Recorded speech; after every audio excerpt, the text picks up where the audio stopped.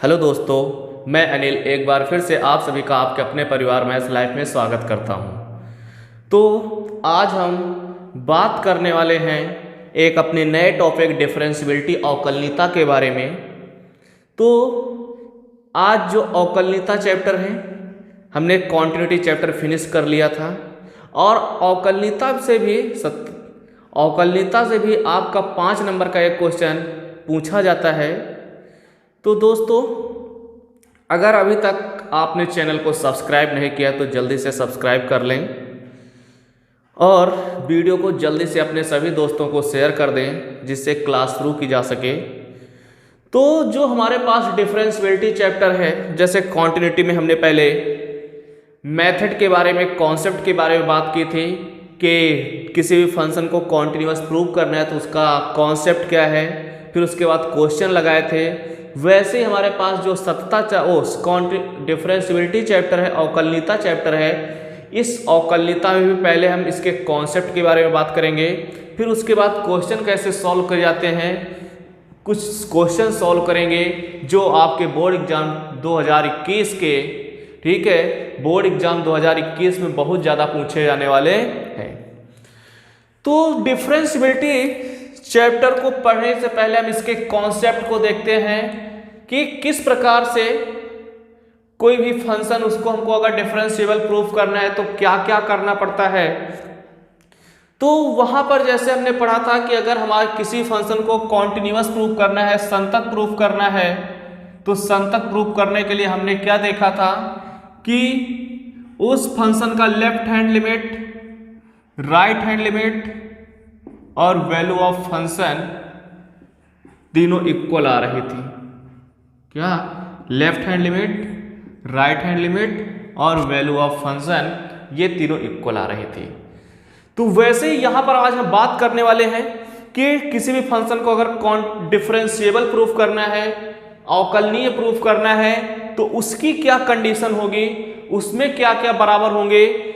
तो किसी भी फंक्शन को अवकलनीय दिखाने के लिए जैसे यहां पर LHL निकाला जाता है दोस्तों, वैसे ही वहां पर हम LHD निकालते हैं, और जैसे यहां पर RHL निकाला जाता है वैसे ही वहां पर हम RHD निकालते हैं। और अगर LHD और RHD बराबर हैं, इसको कहते हैं लेफ्ट हैंड डेरिवेटिव, इसको कहते हैं राइट हैंड डेरिवेटिव। अगर ये दोनों बराबर हैं तो फंक्शन तुम्हारा क्या होगा, डिफरेंशिएबल होगा, अवकलनीय होगा। लेकिन ये कैसे निकाला जाता है वो देखते हैं। तो हम देखते हैं कि LHD और RHD कैसे निकालते हैं एक ग्राफ के द्वारा। मान लिया कि हमारे पास फंक्शन है y=fx। फंक्शन क्या है? y=fx कोई एक फलन है और x=a पर, x बराबर a पर हमको दिखाना है कि वो फंक्शन कैसा है, एक अवकलनीय फलन है। कैसा फलन है? अवकलनीय फलन है।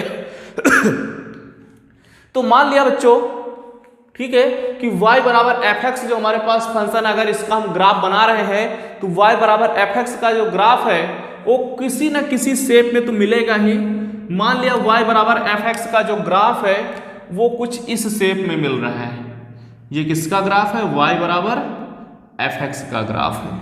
ये हमारे पास कोऑर्डिनेट प्लेन है, x dash axis, y dash axis, और वो पॉइंट, जो एक पॉइंट है x=a, मान लीजिए यहां पर कोई एक पॉइंट है x=a पे, ठीक है, ये पॉइंट है a। अब हमें मालूम है कि अगर ये x=a है तो y एक्सिस पे इसकी वैल्यू कितनी होगी, x के स्थान पे a पुट करने पर ये आ जाएगा तुम्हारे पास f है। तो इस पॉइंट के मान लिया जाए p है, इसके कोऑर्डिनेट क्या मिलेंगे, a, f है। अब जैसे वहां पर देखो हम कॉन्टिन्यूअस प्रूफ करने के लिए इसके थोड़ा सा आगे, थोड़ा सा पीछे जाते थे, एक पॉइंट लेते थे, और वो डिस्टेंस क्या होती है, बहुत ही स्मॉल होती है। लेकिन अब इतना स्मॉल है, थोड़ा सा हम यहाँ क्या जो फिगर में है थोड़ा सा ज्यादा मानेंगे, क्योंकि हमको एक छोटा सा डेरिवेशन भी करना है। तो ये हम मान रहे हैं कि h, लेकिन ये h है कितनी बच्चों, बहुत ही स्मॉल है, लगभग टेंडिंग टू 0। तो ये जो पॉइंट है क्या मिलेगा आपको, a+h, और इसके करेस्पॉन्डिंग, अगर इसके करेस्पॉन्डिंग हम देखें तो वाई एक्सिस पे डिस्टेंस हो जाएगी A plus H, F A plus H. तो इस पॉइंट के कोऑर्डिनेट क्या होंगे, पॉइंट क्यू के A plus H comma F A plus H. ठीक, ऐसे ही जैसे उधर राइट की तरफ गए, अब की लेफ्ट की तरफ आओ, तो जब लेफ्ट की तरफ थोड़ा सा पीछे आएंगे, और कितना पीछे आ रहे हैं, स्मॉल एच पीछे आ रहे हैं, तो ये पॉइंट हो जाएगा ए माइनस एच। क्या होगा, ए माइनस एच। अब इस ए माइनस एच के करेस्पॉन्डिंग अगर वाई पर वैल्यू देखी जाए, ठीक है, तो ये वाई पे इसकी वैल्यू क्या होगी, एफ ए माइनस एच। ठीक, ये पॉइंट आ जाएगा आप लोगों के पास, मान लिया पॉइंट आर है, तो आर के कोऑर्डिनेट क्या होंगे, A minus H comma F A minus H. ये भी पॉइंट आ गया।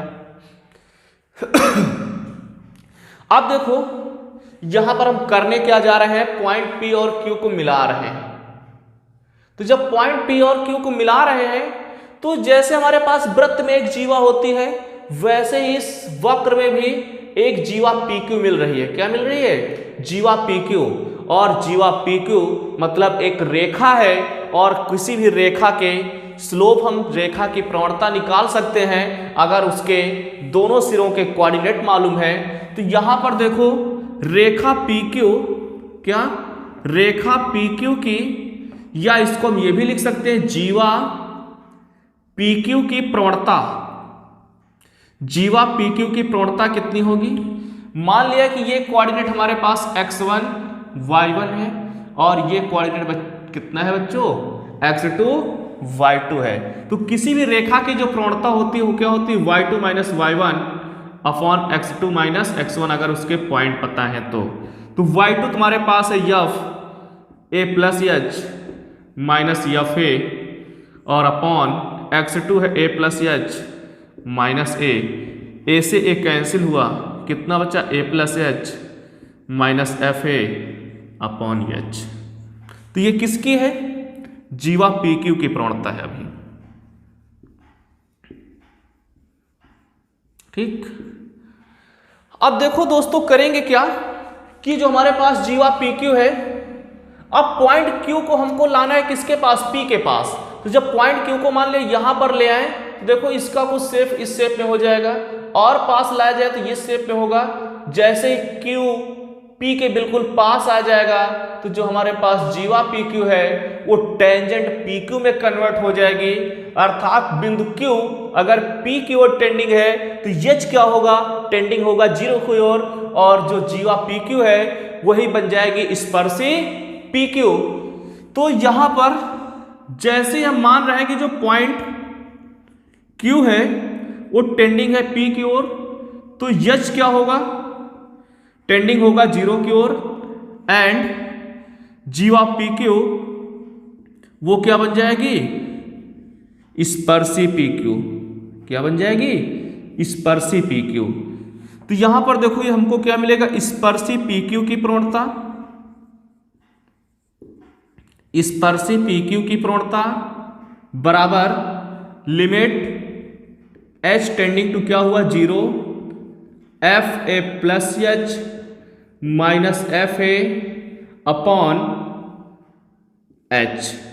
ठीक है, अब जो जीवा स्पर्शी पी क्यू है, ठीक है, किसी भी वक्र की स्पर्शी की जो प्रवणता होती है वो उसका डेरिवेटिव होता है। क्या होता है, डेरिवेटिव होता है। वक्र का जो डिफरेंशिएशन है वो उस वक्र की स्पर्शी की प्रवणता को रिप्रेजेंट करता है।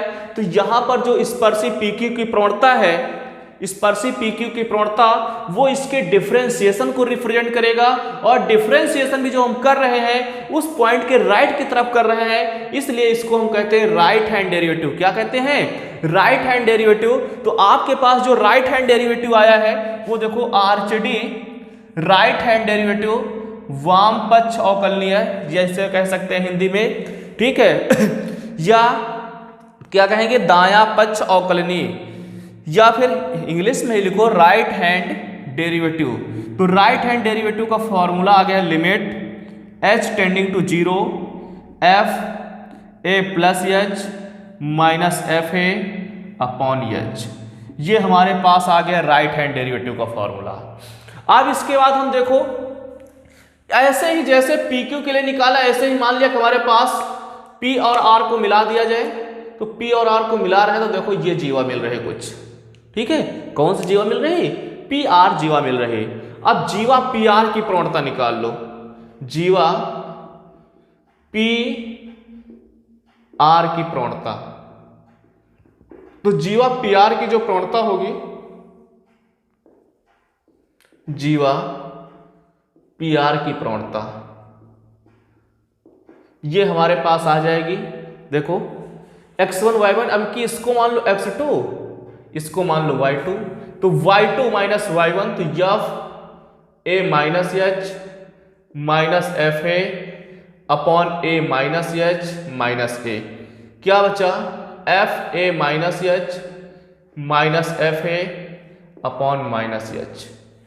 अब फिर जैसे इधर हम Q को P के पास ले गए थे, वैसे ही R को इधर देखो जब P के पास लाएंगे तो यहां पर मान लिया अगर देखो इस शेप में कुछ हो जाएगी, फिर यहां पर लाएंगे तो इस शेप में ये लाइन हो जाएगी। तो हम मान रहे हैं कि जो लाइन है, जो पॉइंट R है, वो टेंडिंग अगर P की ओर है तो यस टेंडिंग टू हो जाएगा 0, एवं जीवा जो PR है वो क्या बन जाएगी? स्पर्शी PR। क्या बनेगी? स्पर्शी PR। तो इसका मतलब स्पर्शी की प्रवणता आ गई। स्पर्शी PR की जो प्रवणता होगी वो क्या होगी?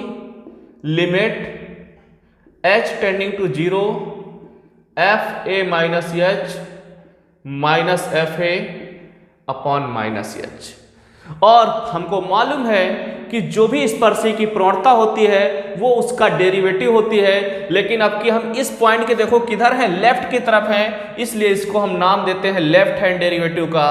तो लेफ्ट हैंड डेरिवेटिव का हमारे पास फार्मूला आ गया, limit H tending to 0 F A minus H minus F A upon minus H, ठीक है।